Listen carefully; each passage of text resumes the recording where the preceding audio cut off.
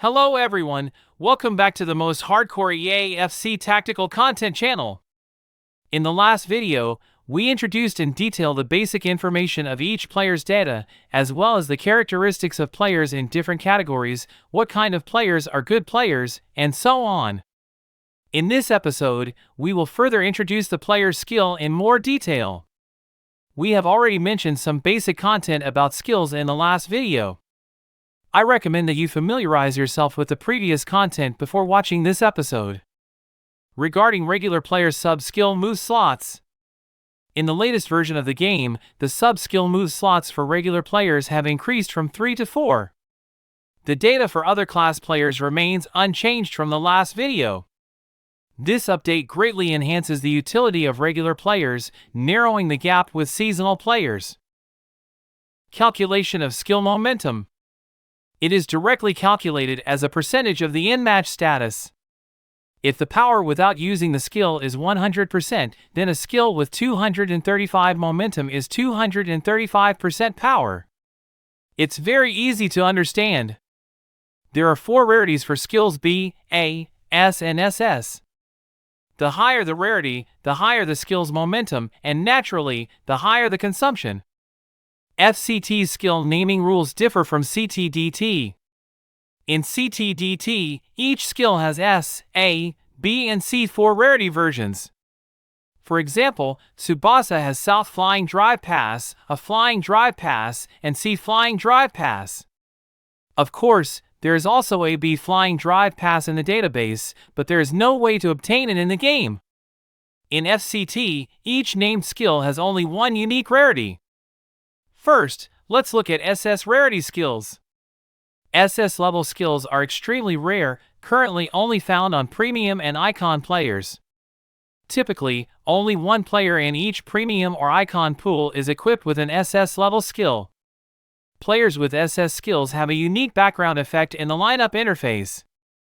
All SS level skill momentum in the game so far is LV1 at 224 and LV10 at 260, regardless of player type, player, or skill type, they are all the same. In total, 13 players have SS skills, in chronological order. Among them, there are 5 shooting, 2 saving or punching, 3 passing, 1 dribbling, 1 blocking, 1 tackling. It can be seen that the current game environment still encourages offense, at least top offensive players have more choices. As for which of these top shooters, top goalkeepers, and top midfielders is stronger, as the FCT database is perfected, future videos will provide a detailed comparison. It's worth noting that among the SS skills of these 13 players, 4 skills have special effects. That is, after winning the matchup using this skill, you will get additional special effects. And all these 4 players are legendary, namely, Del Piero Line Phantom Feint Wallbreaker and Close Quarters Duel. Finally, let's talk about skill consumption. Skill consumption is divided into several levels. First level, shoot, volley, header, block, 485 consumption. Second level, catch, 459 consumption, 1-2, tackle, interception, 443 consumption. Third level, dribble, pass, 339 consumption, punch, 331 consumption. In actual combat, you don't need to understand the specific skill consumption data, but you need to have a basic understanding of which skills have high and low consumption. Next, let's look at S skills. S skills are mainly divided into 2 categories. The first category includes general skills with category all or event limited tags with category filtered by class 2, such as UCL, etc. The second category includes non-general skills with a special category filtered by class 1, such as seasonal, premium and icon. Skills with a class tag can only be learned by players with the same class tag. For example, all tag skills can be learned by all players. Skills with the UCL tag, PS UCL is class 2, can only be learned by players with the UCL tag, whether the player is seasonal or premium. PS seasonal and premium are both class 1. Skills with the seasonal, premium, icon tag can only be learned by players with the same tag, regardless of the player's class 2, like TOTS or UCL or others. Unlimited S skills. The biggest feature is, it can be obtained through regular players, shops, or events, including shops, rewards, paid, etc. That is, the acquisition channel is simple. Although the skill power is higher than other rarities A or B, it is lower than the second category of S skills.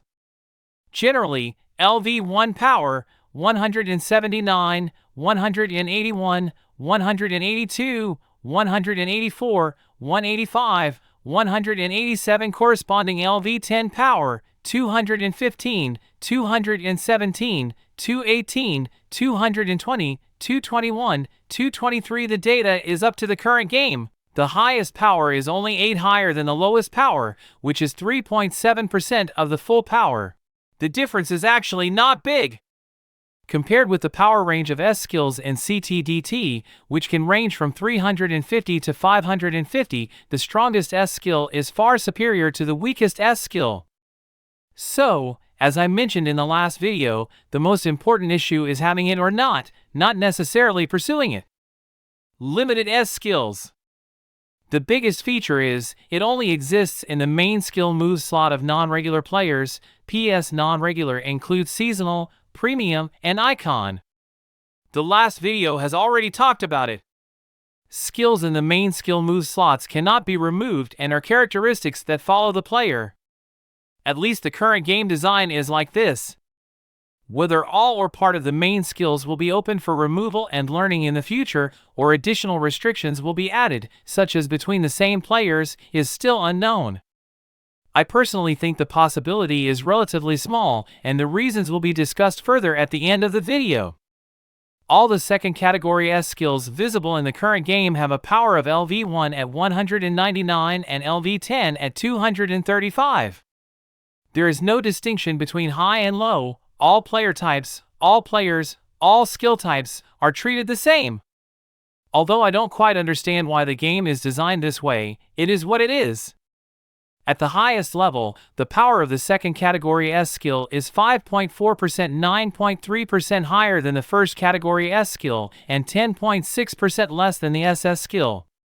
It can be seen that the second category S skill is still much better than the first category S skill, but the gap with SS is also very large. S skill consumption.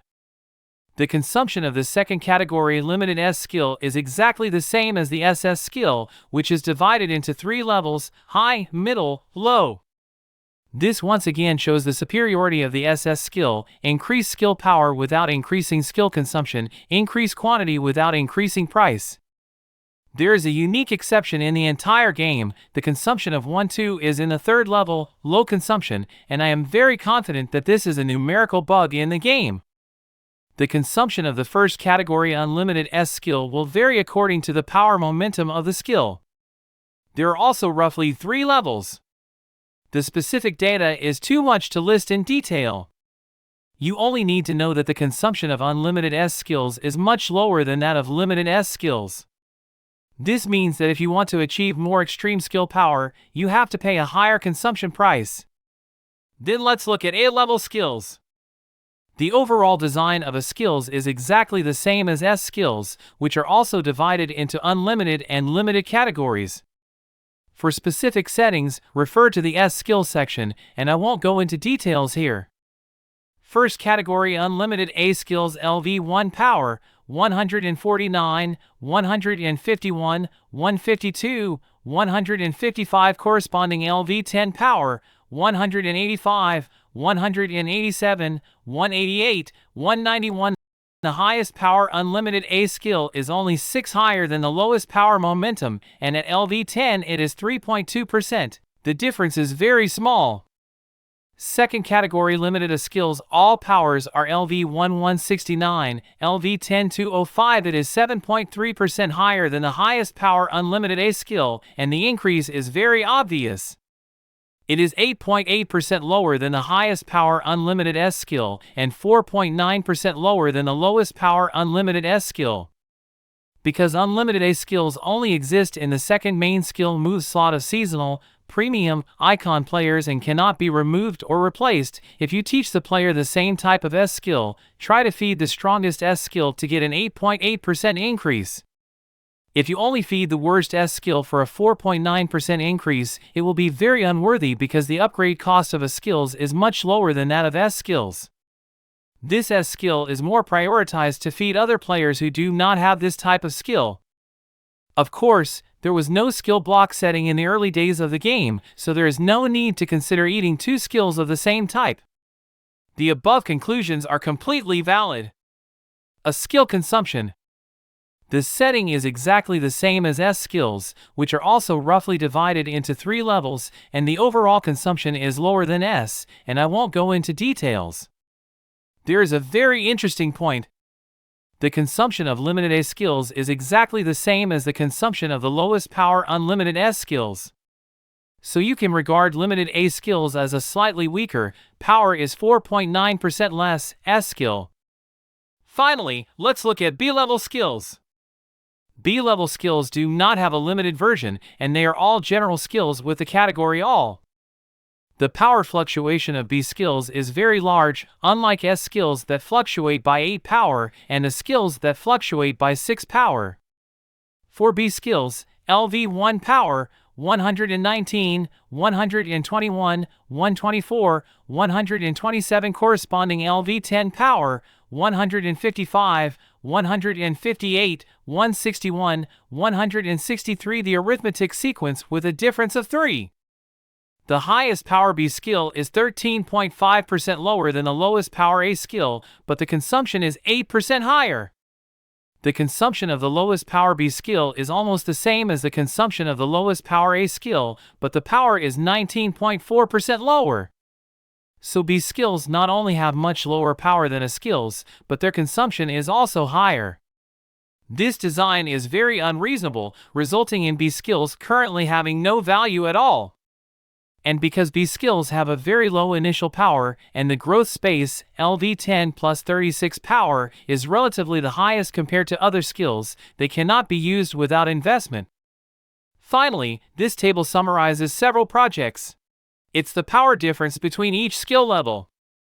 The 3 items on the table that are blocked are momentum percent compared with the next level, momentum percent compared with S limited, and consumption percent compared with S limited.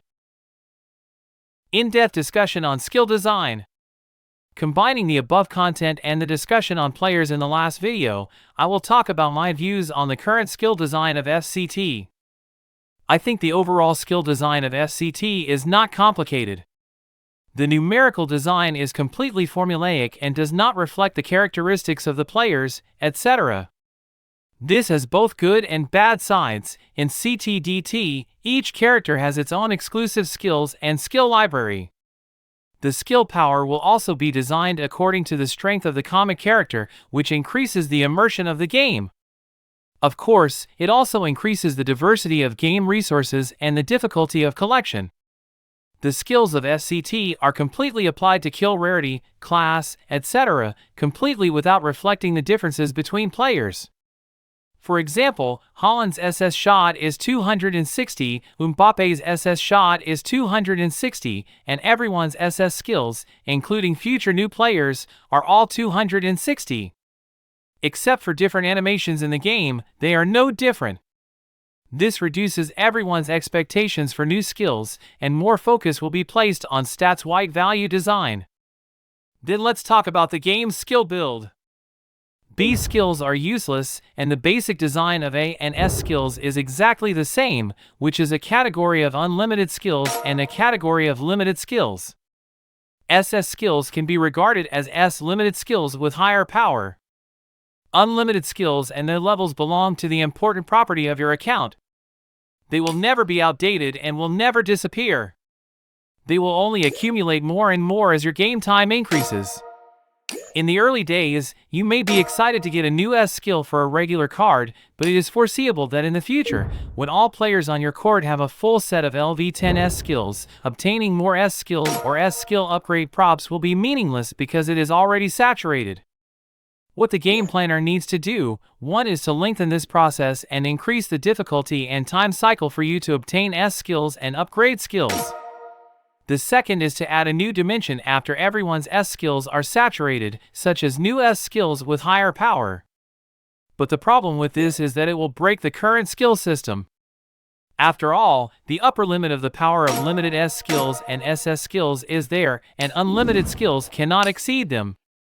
I still like the design of limited skills. They are fixed attributes that are bound to each character card, indicating that he is stronger than others in terms of S and SS skills. But I still have some doubts. Different people's limited skills have no difference in terms of value except for different names and animations. Different from the investment of unlimited skills, they will always be useful. The investment of limited skills is very limited to the life cycle of this card. When the combat power of this card is non-mainstream, the investment of limited skills on him will be completely wasted, and the life of the card depends on the speed of game data expansion. These contents will be discussed in more detail in the future video. So the investment of skills actually needs to comprehensively consider the relative relationship between the speed at which you obtain resources and the speed of game data expansion. If you get resources faster, then investing in limited S and SS skills is definitely the best choice.